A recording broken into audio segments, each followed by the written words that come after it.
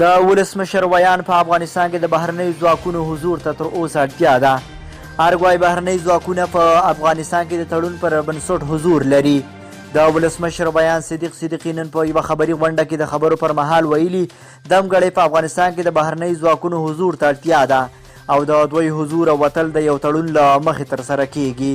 هغه د سولې د خبرو په اړه هم ویلي چې افغان حکومت به له یوه قوي سیاسي او نظامي موقف د سولې په خبرو کې برخه اخلي. د په وینا طالبان به هغه څه مني چې حکومت یې ورته وایي، نه هغه څه چې طالبان یې وایي.